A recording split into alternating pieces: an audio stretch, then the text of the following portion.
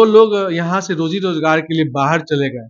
आप सांसद बनने के बाद उनके लिए क्या ऐसा जत्न करेंगे, क्या करेंगे? आपके पास कुछ प्लान हो तो बताएं। आपकी ऐसा कुछ लोग जो देखिए, है सबसे यहाँ से जाए। सबसे पहले जो किसान का बकाया पैसा है वो हम पैसा दिलवाएंगे, मजदूर का पैसा दिलवाएंगे और प्रयास करेंगे।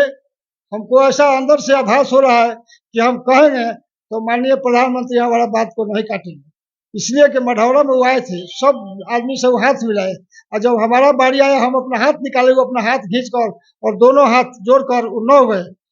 हमको इतना आभास हो रहा है कि हम जो कहेंगे वो जरूर करेंगे, एकदम निश्चित करेंगे। कि जो आप देखते हैं छपरा से जो दिगवाड़ा होते हुए हाजीपुर सोनपुर का जो रोड है, विगत 15 सालों से वो ऐसे ही निर्माणधीन है। उसमें सबसे ज्यादा दिक्कत होता है जो आरा का पुल जाता है, डोरीगंज का जो पुल है, वहां से फिर आप दिगवाड़ा जाता है। उसमें वहां पे अवैध बालू खनन के चलते वहां काफी गाड़ियों का जमावड़ा रहता है, जाम लगा रहता है। इसमें किसकी अनदेखी मानेंगे? प्रशासन की अनदेखी मानेंगे या शासन की? नमस्कार, मैं संजीव।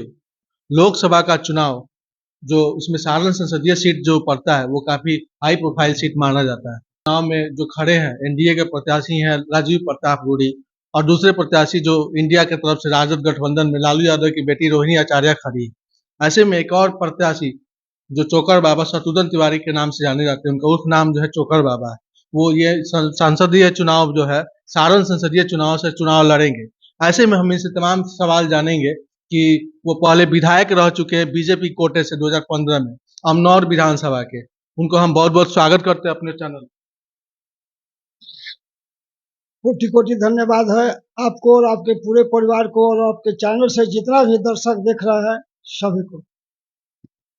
विधायक जी, आप जो पूर्व विधायक रहे हैं भाजपा कोटे से 2015 में अमनौर विधानसभा से आपने विधानसभा जीता था, कृष्ण कुमार मंटू सिंह को हार बीजेपी कोटे से। ये हम जदयू और आरजेडी महागठबंधन था, उसका लहर था, उस सीरीज में हम उनको चुनाव हराए थे और मेरा 5 साल का जो कार्यकलाप रहा इतना सराहनीय रहा। हर क्षेत्र में, चाहे वो रोड हो या हिंदू का महान पर्व छठ है, इस छठ बार घाट हो। 2024 का लोकसभा चुनाव आप लड़ने जा रहे हैं, आप किस पार्टी से लड़ेंगे या निर्दलीय लड़ेंगे, या आप क्लियर करें। पहले तो हम निर्दलीय ही किए थे, लेकिन एक तो भारतीय सार्थक पार्टी अभी नया बना है जिसका नाव छाप चुनाव चिन्ह मिला है, उसी पार्टी से आप यानी कि ये भारतीय सार्थक पार्टी का चुनाव चिन्ह आपको मिल चुका है, नाव छाप मिल चुका है, मिल चुका है, आप लड़ने की घोषणा भी कर चुके हैं। घोषणा भी कर चुके हैं। ऐसे में ये बताया चोकर बाबा कि 2015 में चुनाव जीते आप, 2020 के चुनाव तक आपने क्या क्या कार्य किया अपने क्षेत्र में? देखिए, सबसे पहले यहाँ रोड बद से बदतर था अमनौर विधानसभा में। आज आप घूमिएगा तो एक भी रोड कच्ची नहीं मिलेगा, अगर कहीं कच्ची मिलता है तो प्राइवेट जमीन है, इसी चलते वो नहीं बना है। और हम लोगों का हिंदू का सबसे महान पर्व छठ घाट है, छठ है। तो छठ में एक भी ऐसा जगह नहीं है, 32 पंचायत हमारा विधानसभा है, एक भी ऐसा पंचायत नहीं है जहाँ की छठ घाट नहीं है। हर पंचायत में छठ घाट है, हर पंचायत में चौतरा का निर्माण हुआ है, टाइल्स वगैरह लगा कर हुआ है। और भी कोई कार्य किए जो क्षेत्र में आपने बताया? हम तो 9,500 व्यक्ति को आंख भी बनवाए हैं अपना इच्छिक कोष से, बस भाड़ा करके ले गए हैं मुजफ्फरपुर और किया है। और काम क्या कहे, काम देख कर जैसे कोरोना हुआ, कोरोना काल में लोग घर में बंद था, हर व्यक्ति डर गया था लेकिन मैं उसमें भी बैठा नहीं था।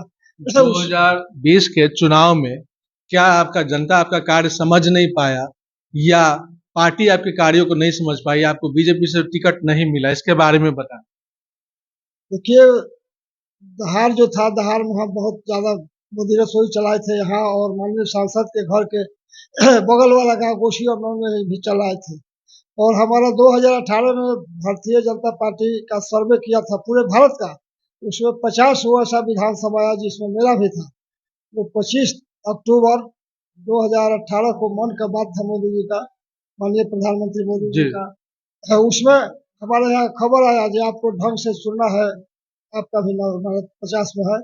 और वह प्रोग्राम हम किए, उसी दिन हमको खबर आया 10 पौने 10 बजे रात में, ये बाबा जी इस प्रकार का प्रोग्राम 3 गो मात्र हुआ है, पूरे भारत में 3 प्रोग्राम हुआ है। और उस व्यक्ति का टिकट कट गया। क्या कारण था, प्रमुख कारण आप बताने की कोशिश करें। सांसद महोदय घबरा गए। यह 5 साल कौन विधायक सांसद, क्या नाम है उनका। सांसद, वर्तमान सांसद छपरा का कौन नहीं जानता है। जी जी, राजीव प्रताप रूढ़ी जी। वर्तमान व्यक्तिगत आक्षेप लगा रहे हैं आप। वर्तमान जो यहाँ के सांसद है जी। वो आज 30 साल से राजनीति कर रहा है और आज तक उनका गांव वाला रोड मैंने हम किया है। तो मंदिर जो है बजरंग बली का मंदिर है, वहां से लेकर मधुबनी वाला वो हम किया है। अब वो आनंद फानंद में मैंने हमारा नाम तो हमारा रखबे करेंगे जो हमारा सांसद था, और अपना भी नाम उसमें डलवा दिए और उसका हमारा तबीयत कुछ ही था, वो अपना उद्घाटन कर लिए।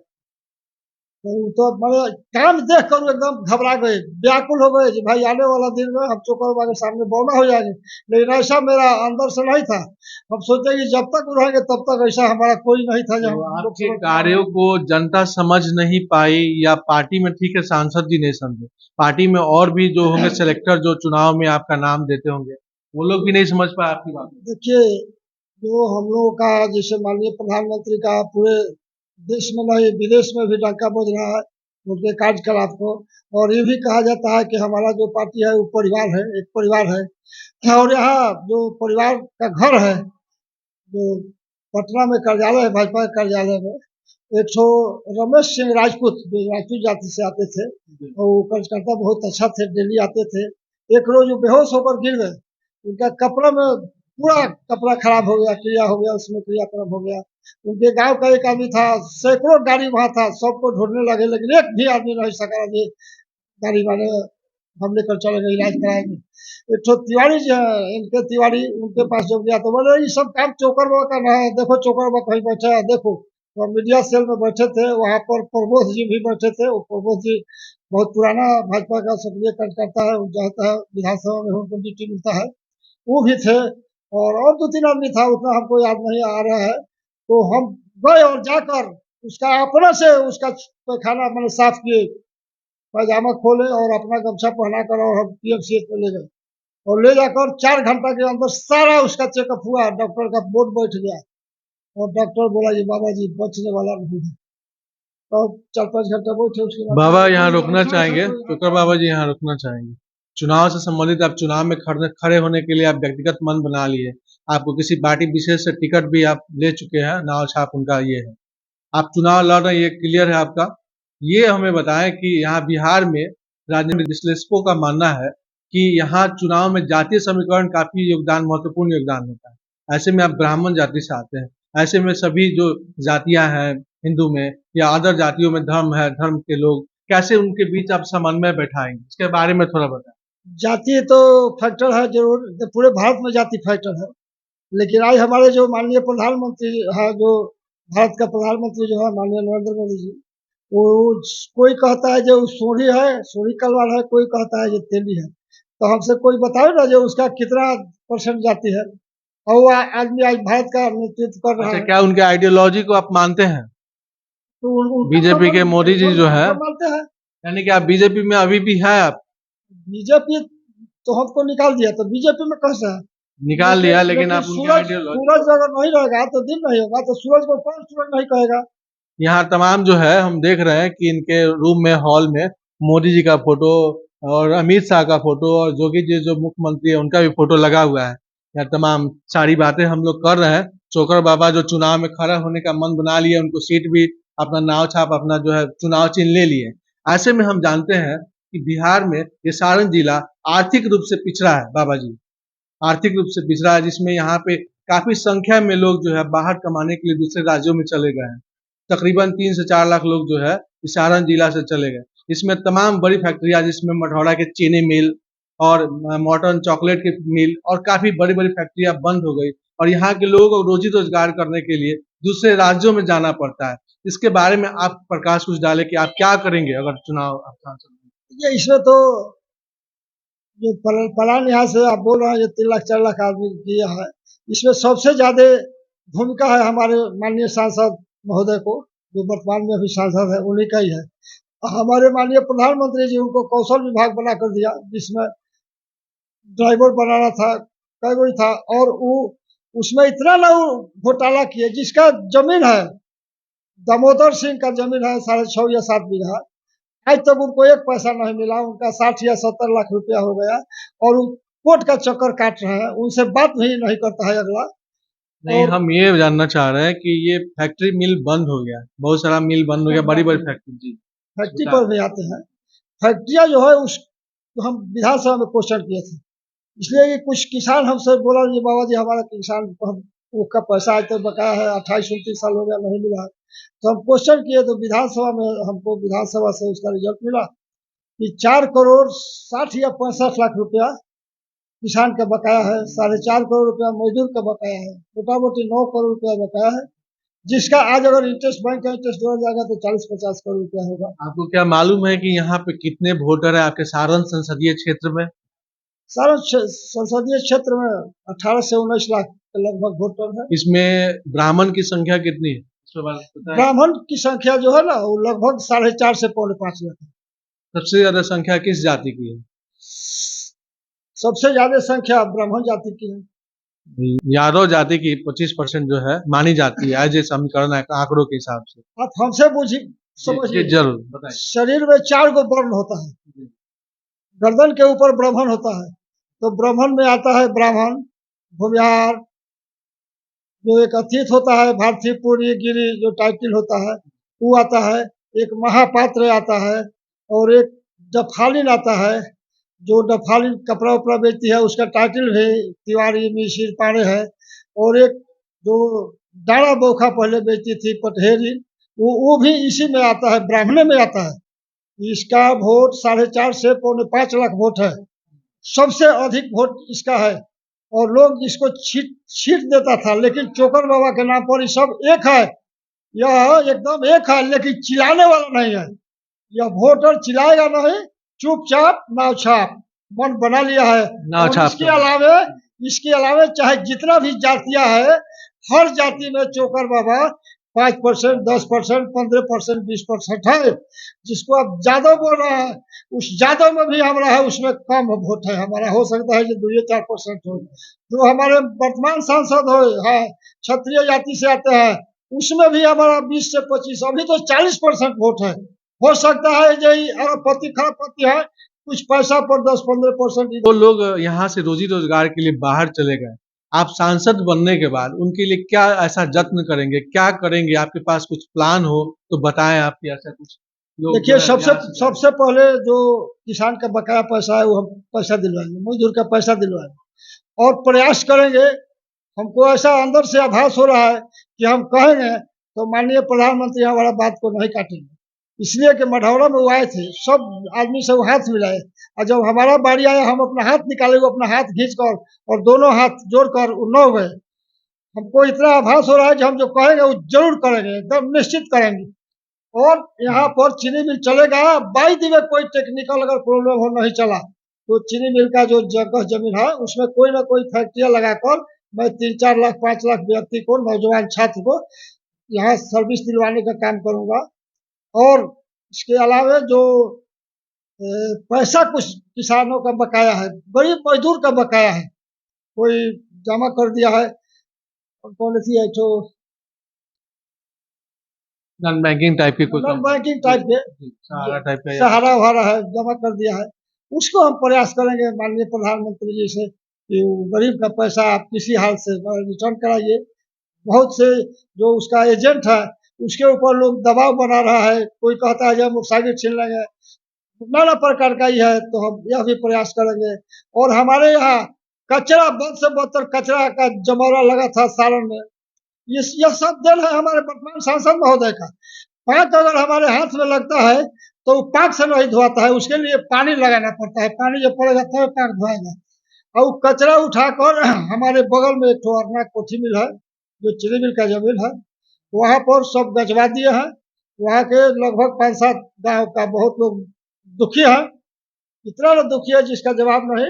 कि जो आप देखते हैं छपरा से जो दिगवाड़ा होते हुए हाजीपुर सोनपुर का जो रोड है, विगत 15 सालों से वो ऐसे ही निर्माणधीन है।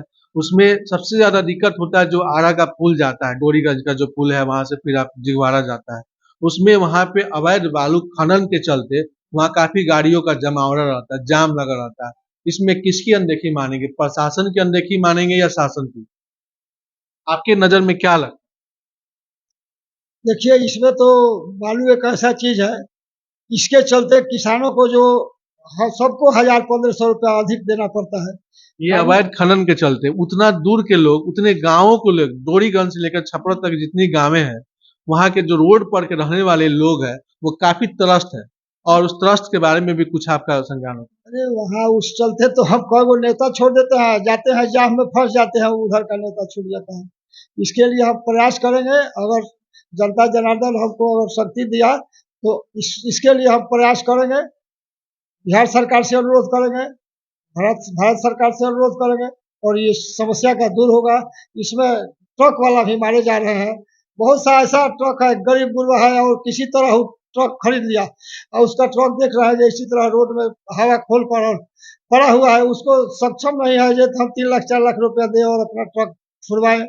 इसके लिए हम भरपूर प्रयास करेंगे। छपरा के जो सारण संसदीय के क्षेत्र के लोग हैं, उनके लिए बहुत दिनों से मांग है कि छपरा से जो पटना जो ट्रेन जाती है, ट्रेन नहीं है जो समय पे सुबह से पैसेंजर कोई गाड़ी हो, शाम को उधर से वापस आने की गाड़ियां हो, ऐसा कुछ जो है गाड़ी यहाँ विकल्प। और हमारे माननीय जो वर्तमान सांसद है, इनके जगह पर कोई भी दूसरा सांसद रहते, आज 10 साल के रिजिम में 2014 से जो 24 हो रहा है, कोई भी रहता तो सारण से पटना का एकदम ट्रेन खुल जाता।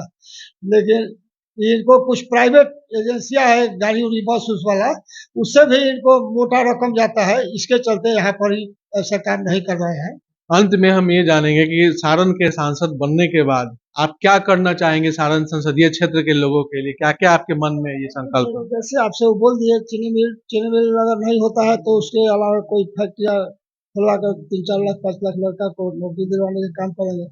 यहाँ पर जयप्रकाश नारायण यूनिवर्सिटी है, जिसके अंदर छपरा सारण गोपालगंज आता है, उसमें जो 3 साल में रिजल्ट आता है उस 6 साल लगा है, उसमें भी काफी घोटाला हुआ है, उसमें भी काफी पैसा हमारे सांसद महोदय के जेब में आया है।